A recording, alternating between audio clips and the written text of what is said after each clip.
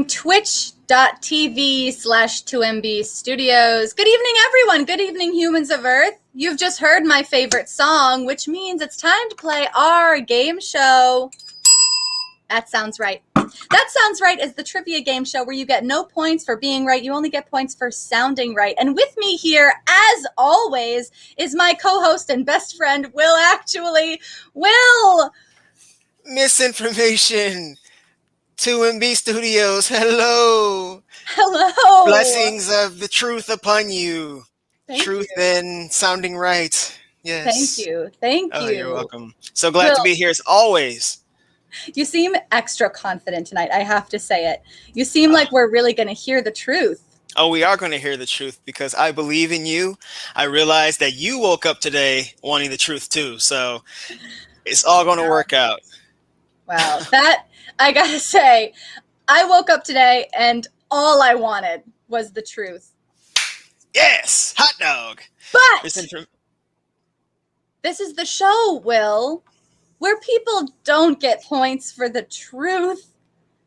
They get points on this show for sounding right. Will, we've been over this. Right. I know misinformation, but sometimes I just have hope that things will work out differently. I know you do. The show must go on. It sure. Oh, there she is. Will, the audience loves your cat. It must be said. It's a good cat. Her name is Mia, by the way. Everybody say hello to Mia. Please throw some hello Mias in the chat for us. And we're going to bring on, I think, our 3 contestants. Let's do it. We've got 3 excellent contestants here tonight. They're going to be competing for a diploma from 2MB University, one of the most prestigious universities on planet Earth. And our first contestant is Kate. Kate, welcome to the show. Hello. Kate, how are you feeling tonight? I'm feeling great. I'm going to do a great job. I can't wait. I can't wait for you to do a great job. I hope for my sake that you do a great job at sounding correct. And I hope for Will's sake that you do a great job at being correct. Maybe tonight we can truly have our cake and eat it too, but probably not. We've got Emily on the shirt tonight. Emily, I was reading the chat. Emily on the show tonight. And also Kate, that shirt is mesmerizing, says Tina Chell. Doing 2 things at once. Emily, welcome. Thank you so much. I'm happy to be on the shirt tonight, joining you live, and I'm very excited for this show. Thank you all. Thanks for being here. And we have Mark. Mark coming on the show. Hi, everybody. Thank you for having me here live. We know it's live because my dog just asked to go out. Perfect timing. So should we have Mia sub in for Mark? We'll see what happens. If you can't go in? We'll see what happens. As always, what happens live? Well, it happened live. And you can only see it live right here on twitch.tv/2MB Studios. Live. You can see it later on YouTube, but not live. Oh my gosh. Why aren't you letting me out? That's what Mark is trying to get on the audience's good side already by showing a pet. It's a classic strategy, Mark, and it won't work on me. The only thing that you get points for from me, misinformation, is sounding right. With that, let's go into our first question of the first round. The first question of the first round is very straightforward and right on theme. Who killed King Edward the 6th dog and why? That's 6. Can someone confirm that Roman numeral is 6? Yeah? Confirmed. Yes, thank you. Who killed King Edward the 6th, this dog, and why? Kate, I'm going to come to you first on this. Who killed this dog? Okay, so it was actually supposed to be a joke that went terribly wrong. So it was the court jester thought it would be funny to make the dog chase around a chicken, so it tied a piece of sausage to the chicken. Then the dog was chasing it around, caught the sausage, and then choked on it. And that's how the dog died. Oh. Yeah. So it was a dark day for comedy. It's a foolproof plan to have a dog chase around a chicken, and yet it didn't end well. Turn. Wow. Kate, that's a great answer. And you know what? That sounds right to me. Let's go to Emily. Emily, what's your answer? Yeah, unfortunately, it was not a joke. It was attempted murder and treason. What was happening at the time in the Tudor society was that Thomas Seymour, who was the uncle of Edward VI, he was attempting to kidnap his nephew.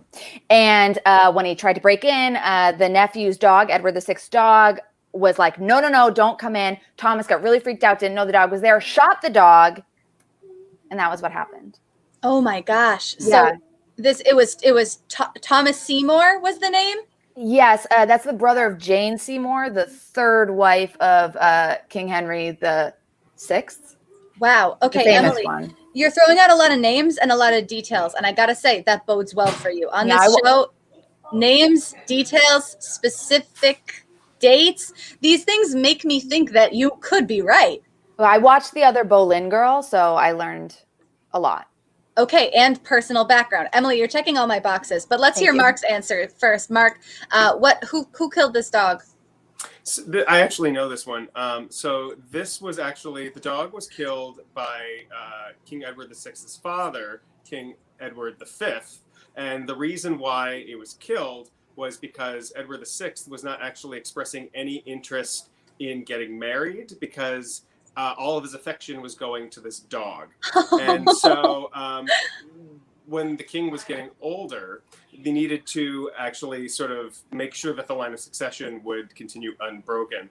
And so because of all of his focus going on this dog, the king that was existing while he was still Prince Edward VI had the dog taken away and killed in the hopes that with that competition for Edward VI's affection, that he would then put his attention on possibly getting married in the court. But it backfired, because then King Edward VI, Prince Edward VI, became very attached to his horse.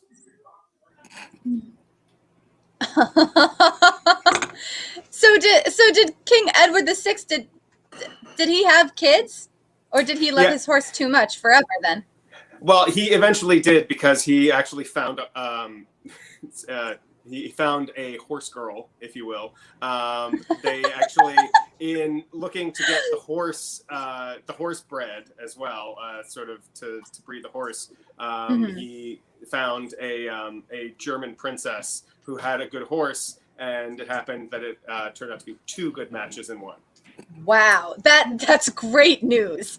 Listen, I love all three of these answers. I'm going to recap them. And audience members tuning in, if this is your first time here, then let me tell you, the chat sways my opinion greatly. What's about to happen is I'm going to assign 5 points for who I think sounds right.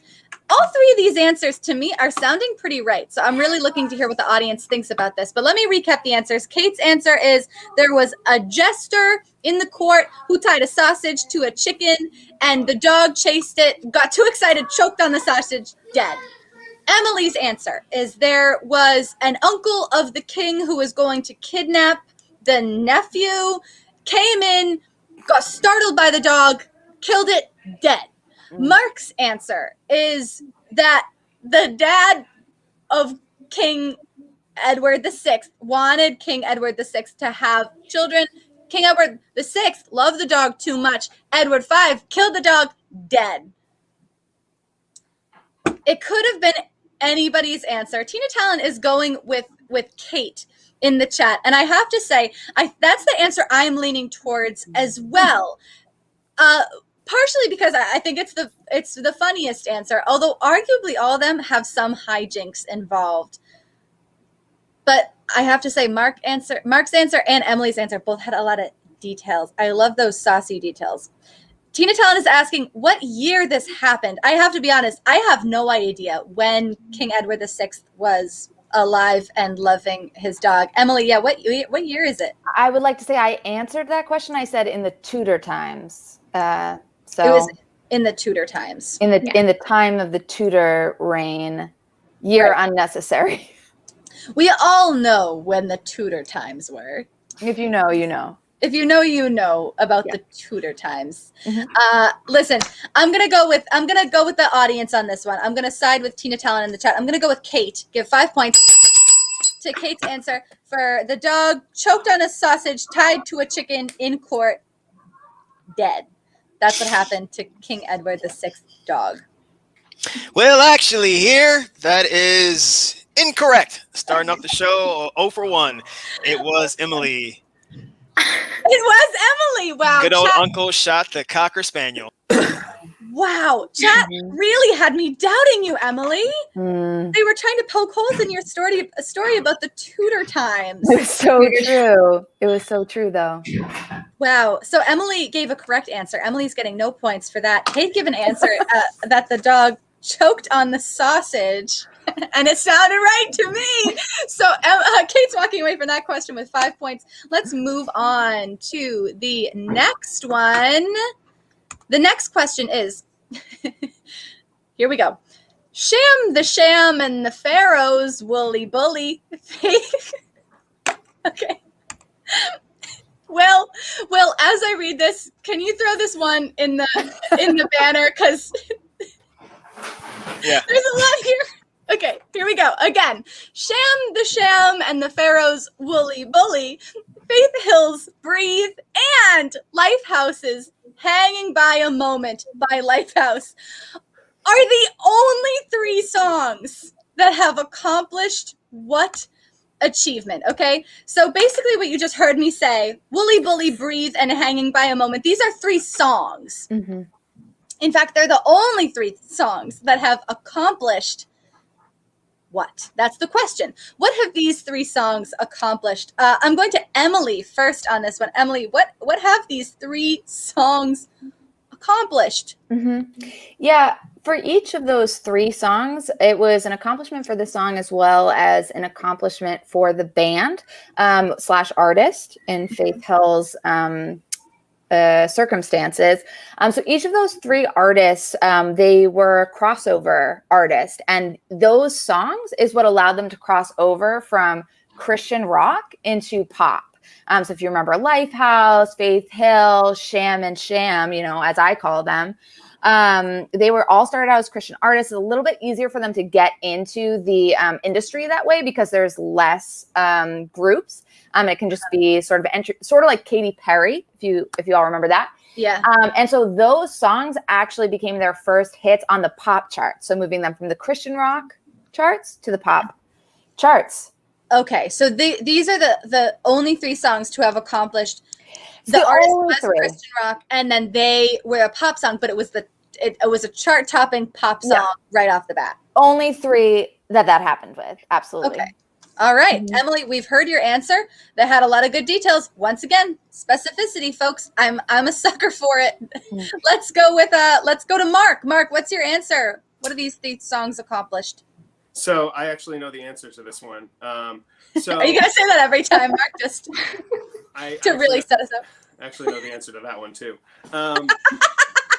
So the thing about all of these 3 songs, so when you look at the Billboard charts that come out every week, they tally up the most popular songs of the week. And at the end of every year, Billboard also tallies up the most popular songs of the year. So, generally speaking, this is the most popular song of the year is going to be on the top of the Billboard chart, the weekly chart as well. But these 3 songs are the only songs that have ever topped the year-end chart, but never, ever been number 1 in any given week. Huh. So these songs were never number 1, but at the end of the year, they were like so consistent. Yes. Okay. It's like a long tail. It's like the tortoise and the hare. These songs would be the tortoise. These songs would be the tortoise. Yes. So Wow. it's sort of an achievement with a little bit of a dagger in it. Sure. An achievement with a dagger. That's also a good answer. Yeah, we're seeing some folks liking both of these answers in the chat. Let's hear from Kate now. Kate, what is your answer? What did these 3 songs accomplish? Okay, so this question kind of throws people off because they think it's about music, but it's actually about Grey's Anatomy. So as we know, Grey's Anatomy is known for having a killer soundtrack. Right. And these 3 songs are the only 3 songs to appear in every single season of Grey's Anatomy. Now, keep in mind, there are like 20 plus seasons of Grey's Anatomy, and these 3 songs are staples of the show. And if you're a fanatic like I am, at least the first earlier seasons, because it got kind of shit after Derek Shepherd died. But these 3 songs are staples, and they're very important to the Grey's Head community, the Grey's Anatomy heads. So I think that's the correct answer. Wow. So these 3 songs are they are in every season of Grey's Anatomy. Wow. I see. I definitely see the tie-in. Breathe on Grey's Anatomy. They want people to breathe so they don't die. Hanging by a moment. Oftentimes, these characters are hanging by a moment, and of course, Wooly Bully. So I see the relevance, Kate. I do. These are 3 terrific answers. I'm gonna recap here, make sure I got them. Emily, your answer is they were the only 3 to be chart-topping pop songs after immediately crossing over from Christian rock. Mm-hmm. Mark's answer is they topped the charts at the end of the year, even though they never were number 1 during the year. Tortoise in the Hare, these songs of the Tortoise. And Kate's answer is these songs are in every single episode. Not episode, season. Oh, a season. Yeah. Every episode, that'd be too much. That would be too much. That wouldn't sound right. But listen, all these answers are sounding pretty good. Brian Michael in the chat says, Wooly Bully is the insurance guy at the hospital telling you that you won't be getting surgery. A dark take on Grey's Anatomy. I've never seen it. Maybe the show is that dark. I know that people die a lot on that show, so could be. Listen, I know that Mark has a background in this. Mark, you know a lot about music. That's what they say. All right. Mark, your question is not about music. It's about Grey's Anatomy. It's about, but if it's about Grey's Anatomy, then I'm not as familiar with the season-by-season doings of Grey's Anatomy. Kate, do you know a lot about Grey's Anatomy? I know a lot about the first 10 seasons. Okay. Emily, do you know a lot about Christian rock? I do know a lot about Christian rock, and I stand by it. It's pretty difficult to cross over like that, to have those themes in your song that resonate both with a very evangelical community as well as a mainstream community. Right. You know, I'd love to hear more about this, but we have to move on. I'm going to give 5 points to Mark. Mark's answer that Billboard, that is definitely a real list that they make, and there are details in here that hold up for me. We know this. Well, actually, here you're correct. Yes. I really thought it might be the Grey's Anatomy one. I started to get nervous there. Or it could have been the Christian rock one too. You might have. That one was good. But if Shonda Rhimes is watching, I'll bet you from now on. Shonda Rhimes is definitely watching. Yeah. Probably. Huge fan of the show.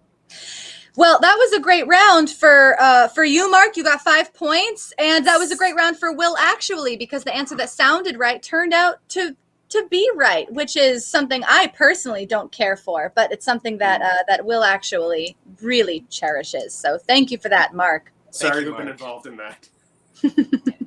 Let's go to the 3rd question in round 1. Last question in the first round is, what causes someone to become a crazy cat lady? Feels like there's a lot of interpretation in this question, so I'm excited to hear your answers. What causes someone to be a crazy cat lady? This is crazy cat lady, folks, is a trope. If you've never heard that phrase before, usually refers to a woman. Usually refers to a woman who has a lot of cats, and usually I think crazy cat lady. I guess that's all there is to it, right? Woman with a lot of cats. Is that all it takes? I guess I'll hear in these questions. Let's go for some more information on this. Mark, what causes this phenomenon? So I actually know the answer to this one. So we know that there are allergies that people have. There are people that are allergic to pets. People are allergic to dog dander, cat dander, probably rabbit dander. I don't know. Probably. But so allergies are what make people sort of not be able to have pets. But there's also sort of it's sort of an anti-allergy as well. There's a chemical in people's bodies. It's a genetic thing. Their body produces this chemical that essentially it reverses. It's like the opposite of an allergy. So instead of actually sort of trying to being something that makes you avoid cats, it's a chemical that makes you drawn to cats. So that when you get near a cat, you just get very excited and you want to have more. I think this fellow would like to back me up on that. Not that I'm trying to pander, but so it's an anti-allergy basically. Okay. So Mark used the phone a friend option, and we're hearing now. Mark, is this something that happens when is this something you have at birth, like you're born with this disposition, or this like anti-allergy, or is it something that can happen like randomly? Well, it's like an allergy. It is something that there's like this genetic component. There's something that happens, and but it's also much like an allergy. You have to be exposed to it first before it really kicks in. So the first time that they experience a cat, they won't like get like crazy sort of attracted to being with cats. But after that, the next cat, that's the first crazy cat lady cat. Makes sense to me, Mark. Mark, that answer sounds pretty right. Let's go to Kate. Kate, what makes somebody a crazy cat lady? Okay, so it's actually a parasite that called Toxoplasma gondii. And this parasite has to live in rats, but it reproduces. And this is very common in the parasitic community where they kind of have to get passed between species.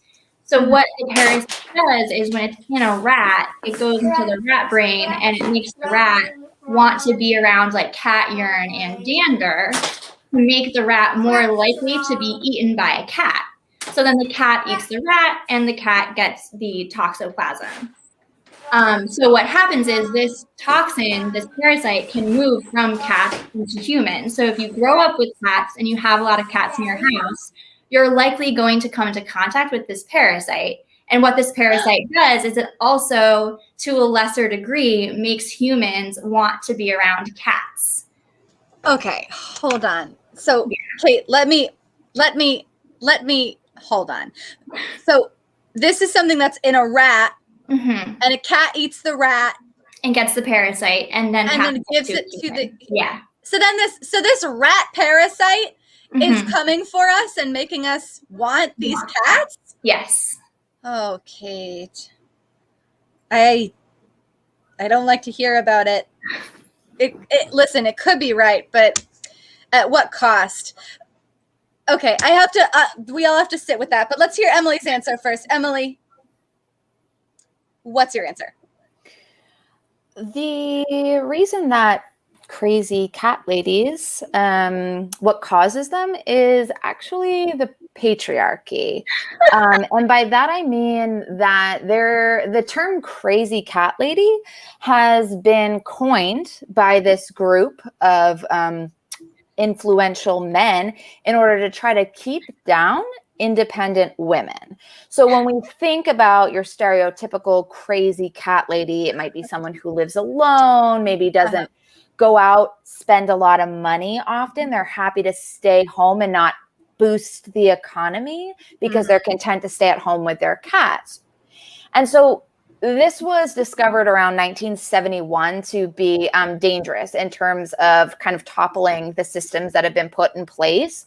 And so they ran a sort of smear campaign against these women in order to hope that more women wouldn't follow that path, in order to put a negative spin on it so that women would get married and spend money out at bars rather than stay at home perfectly happy with their cats. Right. Wow. Yeah. We're going with Emily. 5 points to Emily for the patriarchy. Emily, you sound right. Will actually here. I will. Hey, yeah, she's as far as the correct answer that was medically and scientifically correct. It's not right. It's Kate. That's my cat. I think Emily's right in terms of where the terminology came from. That's what I was trying to get at. The behavior is a parasite. Yeah. There was a lot in that question that sounded right to me. And Will declares the patriarchy a myth. So, Emily was wrong, but she's definitely right in the chat. So, very exciting that we had two potentially correct answers here. Emily is getting 5 points for winning the competition of sounding the most right, because Kate, I have to be honest, your answer may have been scientifically correct, but does it sound right to you that people get rat parasites from their cat that make them be more lovey towards them? I mean, I learned about it in biology class, and I was like, what? And it was true. Kate, doesn't sound right to me. So you're getting no points for that. But you did give a correct answer. So, Will thanks you for that. I would argue on Kate's behalf that babies are technically parasites that also cause you to fall in love with them. So I think it makes sense. Wow. Seconded. Rats and babies are the same.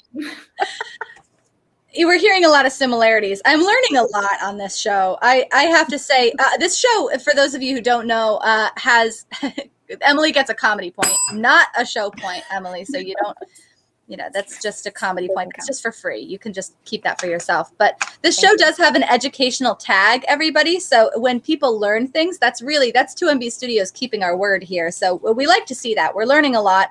Let's move on to round 2, but not before I talk to Kate. Kate, how are you doing? How are you feeling? I'm doing great. How are you doing? I'm loving the show so far. Kate, I'm loving having you here. Is there anything that you want to tell the audience? Yeah. If anyone in the audience happens to be in West Hartford, Connecticut a week from Saturday, I'll be doing some stand-up at the Elbow Room in West Hartford Center, I think around like 8:30. So come check out. You can follow me on Instagram at Kate93Malloy, and there will all be the details there. Amazing. At Kate93Malloy, folks, for details on the stand-up. Thank you, Kate. Yes. Question 1 of round 2 is, what was Project A119? A119 is the name of a project. What the heck was this project? Tell me all about it. Kate, what was this project? Okay, so this was the 1950s, and it was time for the space race, and Russia had just pulled ahead. So to boost morale, the United States government decided they were going to try to send a nuke to the moon and essentially nuke the moon, thinking that it would create a flash in the sky for the American citizens to see, and that it would boost morale. They were gonna nuke the moon They were for gonna morale? nuke the moon. Yes. Kate, that's wild. Crazy, but believable. If you say it, it must be true. Wow, people already in the chat saying that sounds right. So absolutely could be true, Kate. Absolutely could be getting points today. Let's hear from Emily. Emily, what was Project A119? Project A1, so the term A119 is what we call it in America, but it's actually a Canadian project, and it was all about setting the standard price of coal. And so there was a meeting between Canadian Parliament, and somebody said, hey, let's standardize the price of coal to support the economy. And this guy, Mark Boot, said, how much do we set it at? And then the other guy, Senator Keith, said, A119.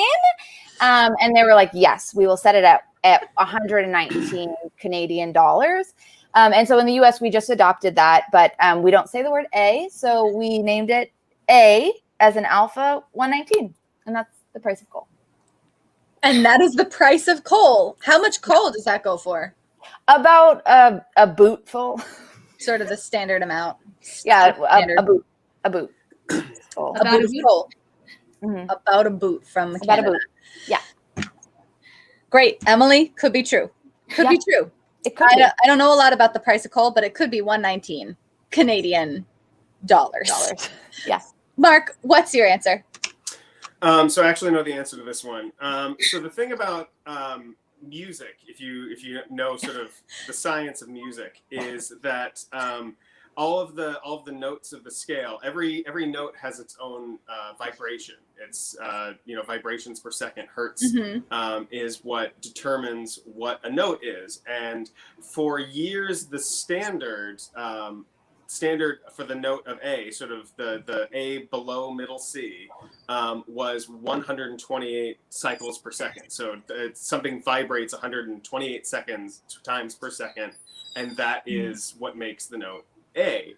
But there was, starting in the 1960s, there was a movement to change the international standard for the number of vibrations that determined the note A, and they set it at 119 cycles per second. And even though like there's supposed to be sort of scientific reasoning behind all of scientific, sort of establishment behind all of the notes, there were sort of like quasi-mystical aspects of it, because there was this feeling that 119 vibrations per second was more in tune with the planet Earth, the vibration of the planet Earth. And so by establishing sort of the international standard of 119 cycles per second for the note A, that would sort of retune music into sort of better harmony with the planet. It was not successful. It's still 128 cycles per second, but there's still a small sort of breakaway wing of sort of musicologists that say that is what A should be. Okay. So the project A, other Dave Thomas in the chat says, my heart beats at 119 hertz and I can levitate 6 feet off the ground. So that's what happens if you change the notes. That's very impressive. Other Dave Thomas, thank you for getting that in there. So Mark, you're saying that Project A119 was like a bunch of like music scientists saying like, we have to establish this. Yes, like I said, it started in the 60s, so there was also sort of a heavy sort of hippie element as well. Sort of being in tune is all about being in tune with Mother Earth. So that was sort of the movement to reestablish sort of what sort of that note was, and then the rest of the scale would be adjusted around that. I've heard of this, Mark. I've actually heard of that before. I think that Mother Earth thing. That could be true. We know that Mark knows a lot about music. We know that Emily knows a lot about Canadian coal, and we know that Kate knows a lot about nuking the moon. So it could be any of these answers. It's difficult for me to parse out here because Mark's answer, if I'm being honest, sounded the most scientific. It had a lot of specific. He's talking about changing sound waves. Yeah. It's not about changing sound waves. It's just about saying that these sound waves are sort of should be what we tune music to. Oh. Is that why disco happened and then went away? Because it was mistuned. Yes. Yes, and also just the mirror balls kept blinding people.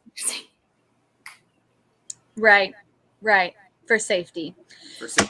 So Emily's answer and Mark's answer are much more reasonable than nuking the moon, but I can't get away from the chat right now saying that they think that Kate sounds correct. That the project to nuke the moon for morale, to boost morale, folks are saying this sounds correct to them. I have to be honest, Kate, that sounds far-fetched to me. It really does. Have you been paying attention to 2020? And that happened. That's fair. That's fair. It's hard to compete with nuking the moon, honestly.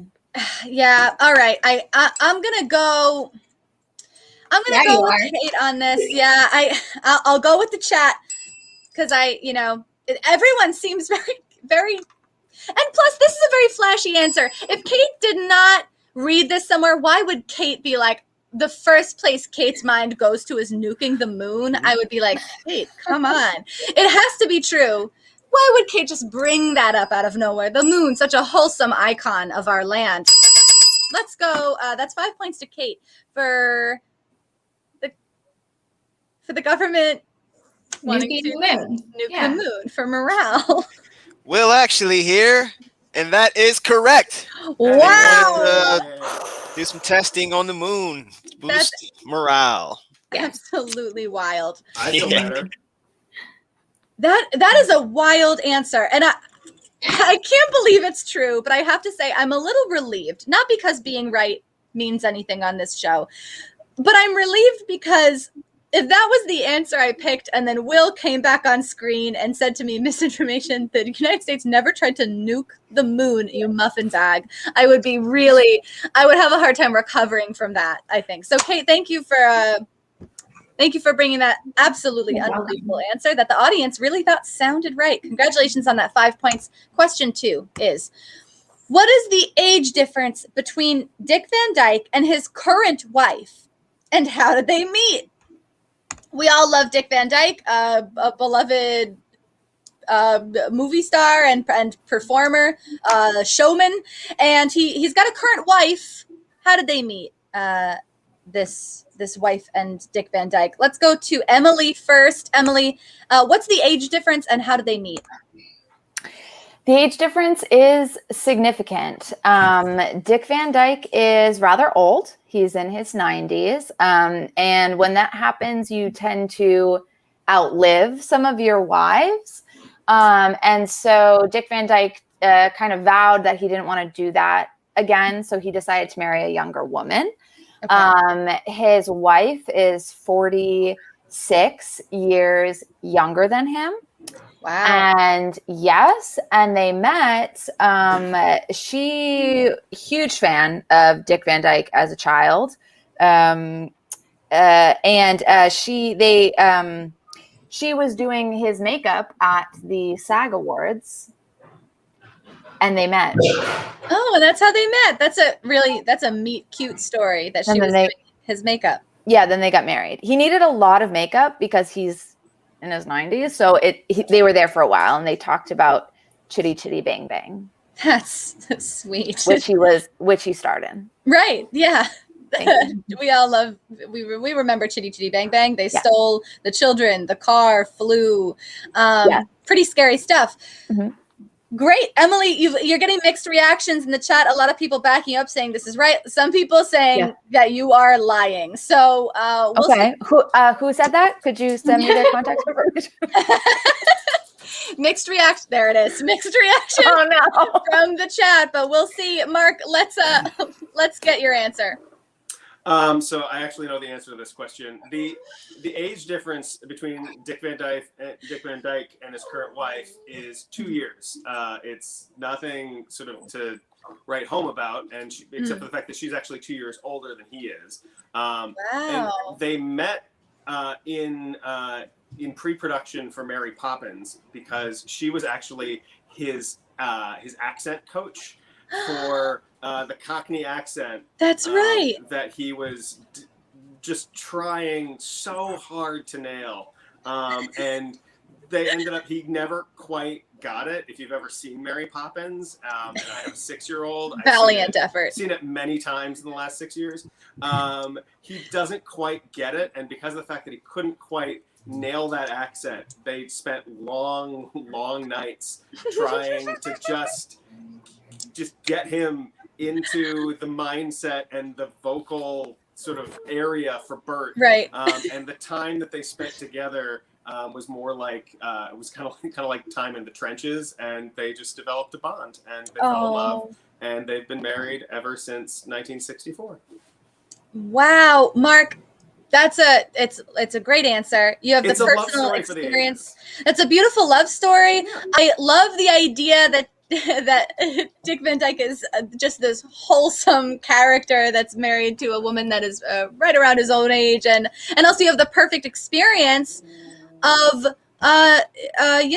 watching that movie so many times with your own child. Wholesome all around, Mark. Let's hear Kate's answer before we make any decisions. Kate, what's your answer? So it's actually 20 years. 20 years, right in between. They met like 10 years ago. As we all know, Dick Van Dyke lost his first wife to cancer. Mm-hmm. And she had a hospice nurse for a very long time. And while she was caring for his wife, they also learned to care for each other. And actually, it's very sweet because his wife gave her blessing to be with Dick Van Dyke and was like, please, like, be with my husband, take care of him, and was able to bless the union between his now wife. And they've been married for 10 years. It's very, very sweet. Kate, that's such another beautiful story. Any of these could be right. Any of these are beautiful love stories. Folks are all over the place in the chat with these, but we love the wholesome love stories. Emily's answer was they're 46 years apart, met at the SAG Awards. She was his makeup artist. Mm-hmm. Mark's answer is she was actually his dialect coach, and she's actually 2 years older than him. And Kate's answer is they are 20 years apart. In which direction, Kate? She's 20 years younger. That makes more sense. That would put her at what, like 100 and something, 110 years old. So great. So she's 20 years younger, and she was the nurse of his dying wife. Yes. Yeah. Also could be true. Tina Talon in the chat says he met her while trying to nuke the moon. So we've got a fourth contender for the answer here. Listen, these are sweet stories. I am going to go with Mark's answer for this one. Mark, you had great details. It happened on set, believable. Mm-hmm. You've seen this movie. There's a reason you could know this. You gave the background. I like it. Yes. I like it, Mark. I like the idea that Dick Van Dyke is, had this wholesome meet cute with his dialect coach, and they've been together ever since. Mm-hmm. It's a sweet story. Well, they may have had a good relationship, but he certainly wasn't married to her and isn't now. Emily is correct in her answer. Wow. Not Mark. 46 years, huh? Yeah. I recently did a deep dive on Dick Van Dyke's Wikipedia page. Yeah, I learned that. It's good. Good stuff. Yeah. Good stuff. I'll check it out, Emily. Okay. Thanks for that. Thanks for that recommendation. Now, let's go to our third question in our second round, which is, why are dachshunds sausage shaped? We all know dachshunds, the beloved small dog, and they're shaped in kind of a long sort of fashion. Mark, why is this? Why are dachshunds shaped like this? So I actually know the answer to this question. So dachshunds, as you can tell, are hunting dogs. Mm-hmm. And specifically, they're dogs that were bred to hunt badgers in Germany, because that's what you do in Germany. You hunt. Mm-hmm. You have to hunt badgers. And badgers are animals that live in burrows in the ground, in holes in the ground. And so the dachshund was actually selectively bred over generations and generations to be sort of long and thin to get down into the holes and chase out the badgers. Because if you've ever seen a dachshund, like, they are surprisingly ferocious. They will bite you. They will bite you. That's true. They will. And so, yeah, it was selective breeding to get them sort of long and thin, sort of get them down in that hole and catch badgers for whatever the Germans collected badgers for. Okay. So Mark's answer is they had to fit in the badger holes. Mm-hmm. Makes sense to me. Kate, what's your answer? Why are dachshunds shaped this way? So we all know that carrots are orange because the Prince of Denmark loved the color orange, so they genetically engineered or bred the carrots to be orange. Well, a similar thing happened in Sweden, where the Crown Prince of Sweden really loved long shapes. Think of that what you will. He liked the phallic shape that we don't have anything more. Okay. So they bred his dogs to be as long as possible to be pleasing to him because he really loved the long, thick sausage shape. Right. Makes sense. The long shapes rule. Oh yeah, also known as the dick dog. Thank you, Meow Ryan. Let's go to Emily. Emily, what's going on? Were they badger hunters? Were they dick dogs? Please No. tell us. It was neither of those. It was truly an accident. And so in science, oftentimes different scientists, especially back in the 1800s, would they didn't have the same sort of animal rights and things, so they would just test to see, what's going to happen if, same with plants, right? So what's going to happen if we crossbreed this fern with a rose? Like, what's that going to look like? And et cetera. So it's all experimentation. So they were doing that with breeding dogs in an attempt to breed for a faster dog who also was capable of high scent, like being able to sniff things out. And so they bred a Labrador, which is a big, pretty fast dog, with a small dog that's known really for its scent abilities, a small Basset. And unfortunately, rather than sort of taking those genes in a way that would complement one another, Right. the length of the lab, that genetic component was kept, but the height of the Basset was, so it was sort of an experiment gone wrong, but people loved them. They became sort of popular and trendy. And so that's how we have the dachshund. Emily, there's a lot to that answer. And I think that you absolutely could be right, because I know that, breeding dogs, it's not an exact science. No. And I know that a lot of these dogs were it was sort of, they were going for one thing and then out came these little dick dogs. But, right. It could be any of these answers. Mark is getting some support in the chat. My one thing about Mark's answer, because I absolutely believe that a dachshund could fit down a badger hole, but badgers are, they're extremely mean, are they not? And really, they have sharp teeth, they have sharp claws. I mean, could they not beat a dachshund in a head-to-head sort of situation? Only one way to find out. All right, Mark. That's yeah. I do agree that dachshunds aren't they known for like biting at people's ankles? Is that just dachshunds that I've met? I won't say who they are. I'm gonna go with I'm going with the answer that I think that sounds the most right, according to my experience and what I know about genetics. I'm going to go with Emily's answer. It's messy. I think that an accident is most believable, especially for dachshunds, because who would do that on purpose?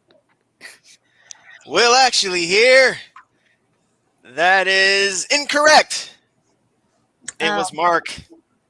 It was They the were badger breeding hole. them to catch badgers. Yeah. Okay. Can you get those points? You know what the German word for badger is? Dachs. I'm sorry.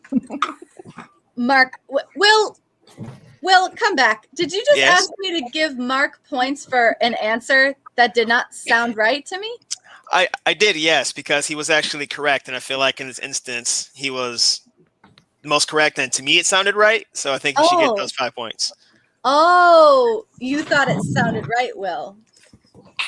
Okay, so are you saying that he should get points because it was right? Or are you saying he should get points because you thought it sounded right? Because I thought it sounded right and he was right. Okay, well, we'll see you in the bonus round, okay? I'm going to humbly decline those points. It doesn't feel right. I'll humbly accept. We don't need your charity. Well, I was the one getting the charity. I don't need it either. Listen, we don't need to argue about this. Well, never mind then. Will is on the show every week. He knows how it works. He knows what he was getting into. It's about what sounds right. Feels It's like a a dangerous precedent. Feels like a dangerous precedent. It's a slippery slope on this show. Me and Will, actually, we fight all the time, but we always make up. And that's what's most important. We're at the end of our second round here. It's a tied game. 10 to 10 to 10. 10 to 10 to 10. Tied game across the board. Emily, you started this round out with you were on the weaker side, but you just pulled it through. You pulled up to a tie in that last question. Looking pretty good. Thank you. How are you feeling? I'm feeling really good. Yeah, thank you for asking. I was a little bit hurt that Will tried to give my points to Mark, but I'm coming back from it. Okay, great. Well, those points are yours, Emily. Is there anything that you would like to share with the audience? Yes, I would like to plug my in-laws, who I'm currently at their house right now. Their names are Gary and Elena Minker. Hi, guys. Oh, very nice. Emily, what a great shout out. We're going into this last round, and we are running out of time, folks. So we are going to do a speed round with this last round, meaning we're going to have 2 lightning rounds this game. So this is our first lightning round. It's round 3. I'm going to give you, I'm going to set a timer, and you're going to get 10 seconds to answer. All right?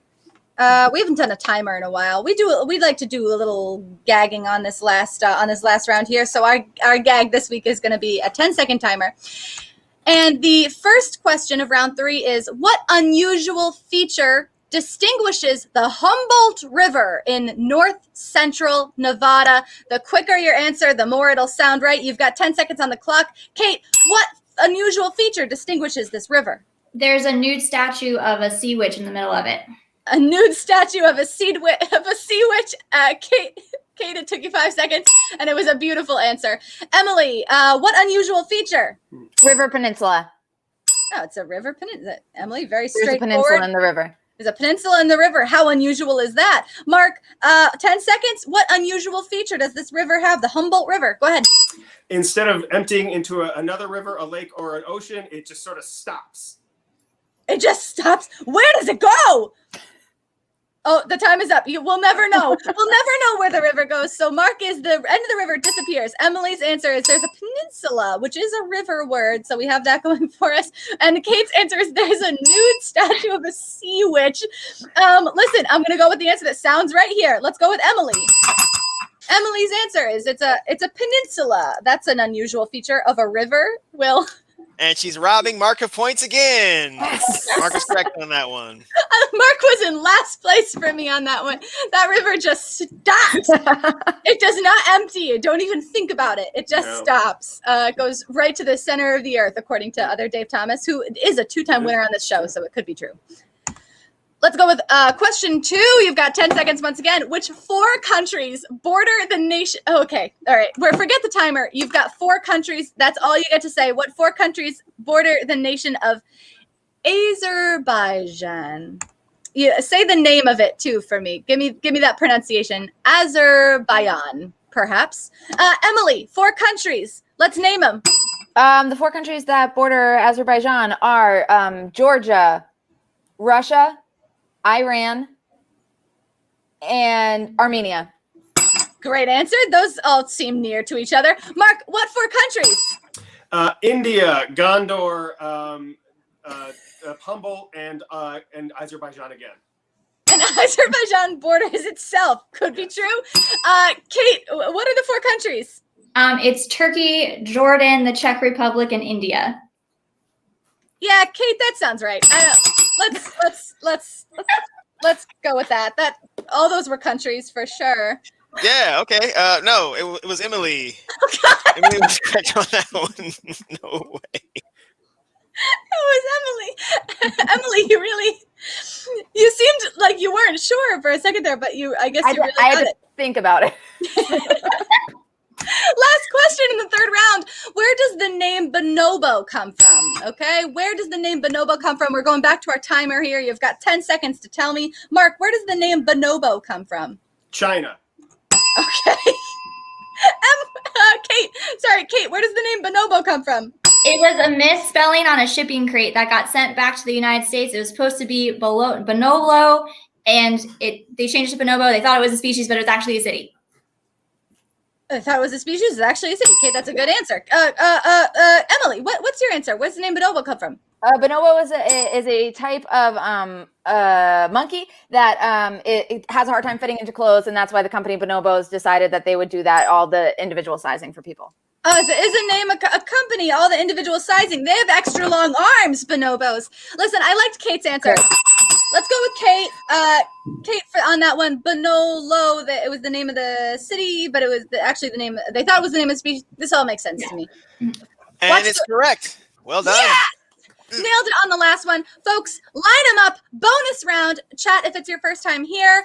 You decide the points on this round. I decide no points at all. So give points to folks that you think sound correct on these. Throw a bonus point in the chat just by throwing the name in the chat. And that's how we're going to go on this. Let's bring up the first question for the lightning round, the second lightning round of the show. Mark, what movie is this? That is King Solomon's Mines. Emily, what movie is this? A dagger through our friendship. Kate, what movie is this? Raiders of Noah's Ark. Will, what movie is this actually? Firewalker. Firewalker. Although I really do love Dagger Through Our Friendship. Let's go to the next one. Who is this, Mark? That is the size tester of all of the basketballs made by the Nike company. Emily, who is this? Number 35 on the Texas Houstons. Kate, who is this? The point guard on the Texas A&M. Will, who is this actually? This is Charlie Collier. She was recently drafted to the Dallas Wings. To the Dallas Wings? Yes. Very WNBA. nice. Thank you. WNBA. Thank you, Will. Next question. Who is this, Mark? Who is it? So that is the mascot of the American Dental Association in the 1970s. Emily, who is this? That's Mark when I stole his points from him. Kate, who is this? That's a depiction of Satan from a very, very, very old Disney movie. Will, who is this actually? This is the Boogeyman from the Real Ghostbusters of 1986. The Boogeyman. Let's go one more question, one more. Mark, who is this? What is this? What is this? What is it? This is Tiddly Goddamn Winks. Tiddly Goddamn Winks. Emily, what is this? It's just Tiddlywinks. Okay, yeah, that's what it is. Kate, what is this? Just popping pieces. Poppin' pieces. Will, what is it actually? Tiddly Goddamn Winks, baby. It's just Tiddlywinks. Come on, everybody. All right. That is going to do it for this round. Mark, anything that you want to tell the audience before I announce our winner?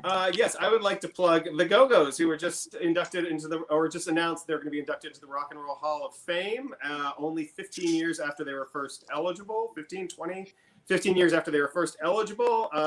If you watch the documentary that was on Showtime this past year, it focused primarily on their first album, but they've got 4 albums and they're all good. And some of them are great, more than just the hits you know. The Go-Go is one of my favorite bands. I strongly urge you to dive deeper into their catalog. Thank you, Music Nerd Out. Mark, thank you so much. Folks, we have a winner with 1 minute to spare in the hour. I am here to announce that the bonus round upset the winner of this competition, decided by the audience, and the bonus points assigned. The diploma from 2MB University is being awarded to Emily this evening. Emily, congratulations. Really, I'm so happy.